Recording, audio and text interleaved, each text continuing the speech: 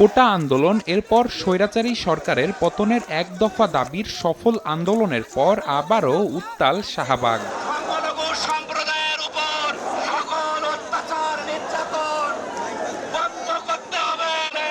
শেখ হাসিনা সরকারের পতনের পর দেশজুড়ে সংখ্যালঘু ধর্মাবলম্বীদের বাড়িঘরে হামলা এবং মন্দিরে হামলা ও আগুন দেয়ার ঘটনা ঘটে। এ নিয়ে জাতীয় প্রেসক্লাবে প্রতিবাদ ও বিক্ষোভ কর্মসূচি শেষ করে শাহবাগে অবস্থান নেন সংখ্যালঘু সম্প্রদায়ের মানুষ। রাস্তা অবরোধ করে নির্যাতন বন্ধের দাবিতে বিক্ষোভ করেন তারা। গ্রামে গ্রামে গিয়ে যে মন্দিরগুলো পোড়াতে হচ্ছে, পোড়া নিতেছে, ওরা এর বিরোধিতা করতেছি। এগুলো ওরা কেন করতেছে? স্বাধীন হলে মন্দির কেন পাহারা দিতে হবে?